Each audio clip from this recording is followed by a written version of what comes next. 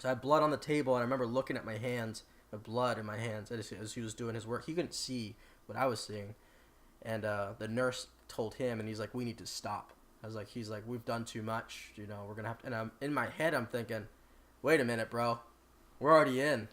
You know, like we've already kicked down the door. We've cleared 3 rooms in. Yeah. We're gonna get this. We're gonna get this person out. We're gonna do what we need to do."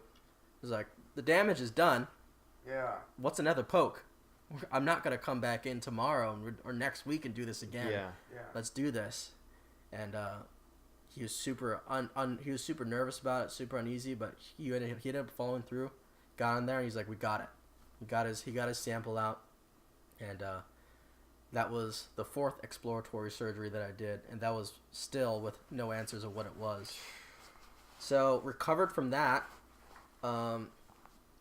They sent up all the they sent that to all the colleges and all the pathology labs and oncology and whatever ologies they have out there for sampling tissue, and got no word back. There was nothing, and there was a 50% chance that they would be able to diagnose what it was, because it's kind of like they don't know if they got lung tissue, they don't know if they got some type of fluid inside my lung, they don't know if they actually got the cells from the mass.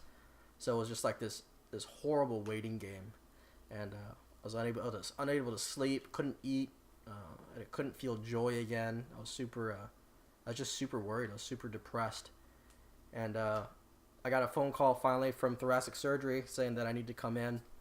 And at this point, the state of mind that I was in, I was like, I need help. So I ended up again reconnected with my biological mother, and that could be a whole nother series in itself. But she's just a blessing to have in my life. So during this process Yeah. of finding out you have cancer, led you to reconnecting with your biological mother.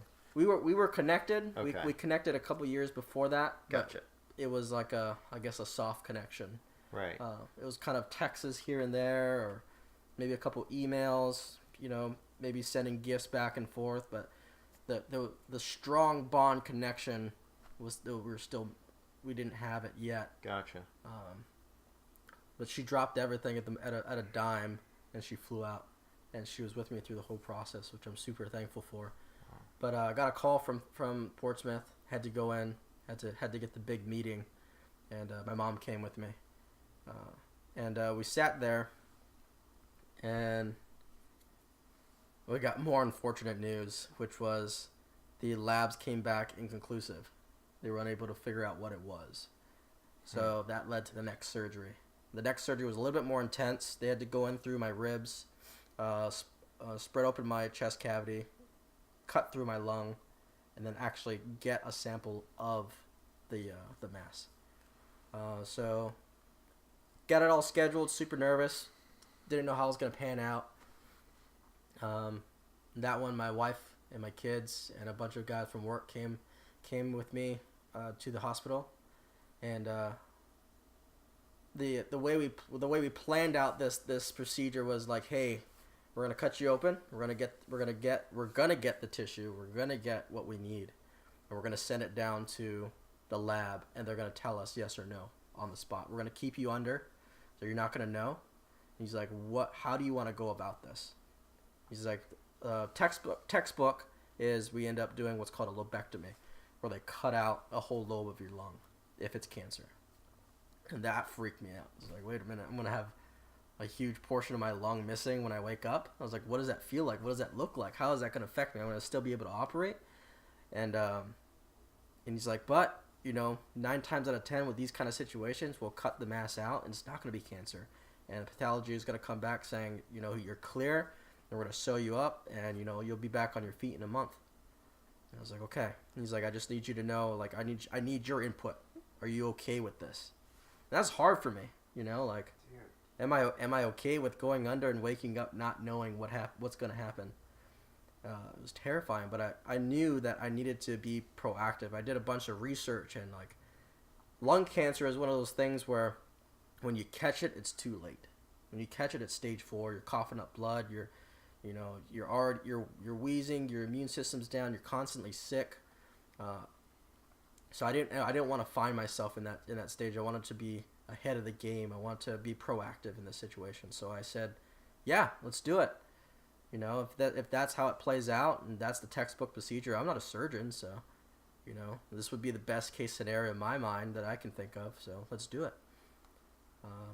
So I went under surgery, went under knife, and 4 hours later I woke up.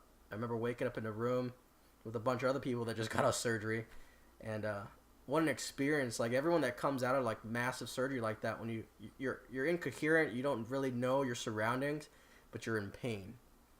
And so when I woke up in a room of people screaming, and people like, ah, just help. Oh my and gosh. I looked at myself and I had this huge chest tube coming out of my rib cage, and I had a catheter in. I had like a tube still in my mouth where they removed it out and ruined my throat. And I didn't know how. Like I remember the nurse coming up to me. She's like, at a scale of 1 to 10, honey, how much pain are you in? And I'm like, well, I don't know. That guy over there is a 10, and I'm not like that. So maybe I'm like a 5. I never knew how to base my pain scale. Yeah. And I think guys like us, when we would think of pain, we're like, yeah, whatever. You know, I can push through it and just give me a Motrin and carry Not on. Give me all the drugs. Oh, I'm there now. Yeah. I'm there now. I don't want to feel anything. But I still had that ego mentality of like, nah, I'm tough. Like I can tough this out. Yeah. And that did not play to my advantage in the beginning. So I remember after we did the whole pain scale finagle, I looked at it and I said, hey, what happened to me? Do I have my lung? Oh wow. Like I remember trying to breathe and like with the chest tube, and it's so hard to breathe. You put a picture of that chest tube online, right? Yeah. Where is that at? On my Facebook page. I started a Facebook page, Soft Vanavlog on Facebook. I also have a Instagram, Twitter. You can go ahead and follow me on this whole journey. But that was another hard thing for me, is I was never able to share this with anybody because of what we do, because of our job, because of, you know, security, OPSEC as we call it. You know, I wasn't able to share this with family or friends, so nobody knew what I was going through until ultimately me getting medically retired. I had to kind of keep it all really close loop to family members and have them spread the word, which was real small group. Yeah, so woke up and she wasn't able to tell me. She's like, you need to wait for your doctor. He's gonna tell you. Got wheeled into the ICU. Spent a week in the ICU, draining all this stuff out of my chest cavity. And my surgeon finally came in. He's like, hey, you still have your lung. We were able to cut the mass out. We were able to test it, dissect it, but we can't figure out what it is. We have no idea. So he sent it off to all his real close friends. He sent it off to a bunch of universities to get tested. And my case was a real special case because it was like finding cancer at its start, at its growth, which is rare, especially for lung cancer. But finding it when it was just getting its roots in, just starting its spread. So no one knew what that looked like. No one knew anything about it. I mean, those small stories here and there. So it was another waiting game for me, of waiting for universities to get back, and that's when more complications ended up happening. They pulled my chest tube out because it stopped draining fluid, so they figured that I was healed up and good enough to go home. I'm not a doctor, so I had no idea, but I was stoked to get that chest tube out. Yeah. I was pumped.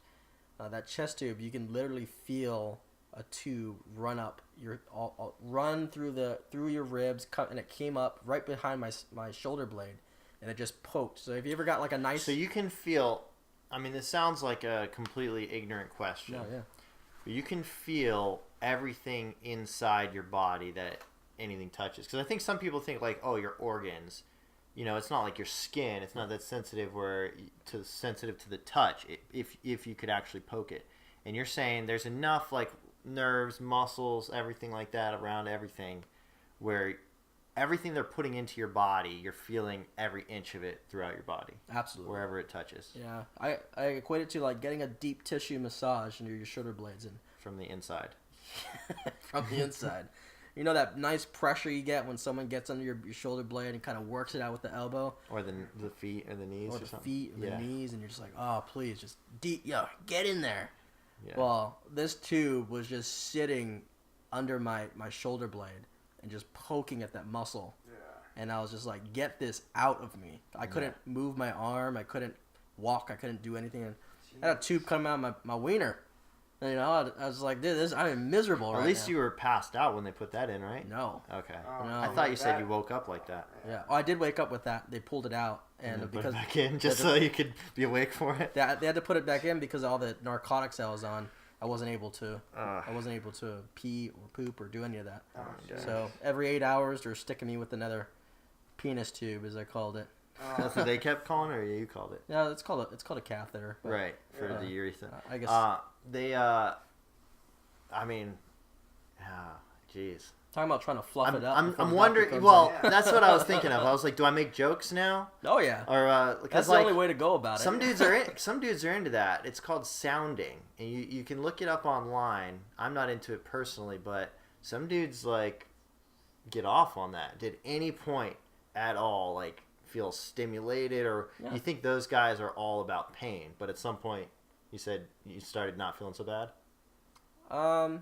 No, it sucked every time. But like, but I'm saying even Like, for you like, know, the pain. I'm saying like even for like a split second, were you ever like, oh, I kind of tingled something a little I'd say the only relief I got was my bladder empty? emptying. Okay. Jeez. Because whenever we go on long drives or long trips or long Yes. mission profiles, and your bladder is just out there, you're like, dude, I need a piss break. Yeah. Let's take 10. Well, I was laying in my bed and I was just watching this thing. I was like, I'm pregnant. Look at this thing. Yeah. And I could touch it, and I was like, oh gosh. And I didn't want to tell I didn't want to tell the nurses because I was like, I'm gonna get another dick tube. Here we go. Oh, jeez. But before they came in, I remember talking to my wife. I was like, hey, I gotta make this thing look presentable. Like, my little guy there he was terrified. He Oh, little yeah. grower, not a shower. Didn't want any part of it. So, yeah. Well, besides asking the hard hitting questions that I've been doing, but I did want to kind of talk about what I was thinking while you were saying all that. Is whenever you hear somebody talk about how like someone's going to be okay during cancer because they're a fighter, I always picture it's always in my mind. You think about like, oh, your grandparents or your aunt or somebody. Oh, they're going to be okay because they've been a fighter their whole life, but you don't know what that means when it comes to this. Totally different. Well, no, it's not totally different. No? Because what you're talking about, I'm thinking strength, endurance, perseverance, courage. You had to force them to go back into your lungs. You had to physically endure all that pain and the amount of suffering that you have to do. You have to be a fighter every day. Oh, yeah. I guess That whole process, you can't give up. And that's why I was like, holy shit, I get it. I felt it. I all of a sudden understood like what it means when they say you're a fighter going through cancer, because we all have family and friends going through that shit. Yeah. And I never heard like to this detail. Yeah. You know what I'm saying? Dude, it's crazy, man. It's like, people usually fight for a belt or fight for fame, but the fight for your life is like that. That's the extreme. Yeah. You're literally not going to fight any harder. No. And what you can go through for years. Yep. Every day. still going. Yeah. So what was next? Well, that's when things got really bad. Oh, shit. Dude, I wish I had one of those catheters right now, dude. I don't want to. Okay, you want to take a break? Yeah. hold on. We can probably, or Dash, you can just keep talking to me because I'm gonna have to I pee. can listen from here. But it's gonna be on the podcast. It actually might be cool to have that in the background dialogue. Go That's ahead. what I wish I was doing Yeah. when I was So in the hot tub. background, you hear Jordan peeing, and then in the foreground, you hear Dash, nostalgic of the days when he could pee without a tube. I promise I'll make it real quiet so you don't even know. Okay. Well, I think talking about it is probably helping for sure. All right, Dash, keep going, dude. So, they things end up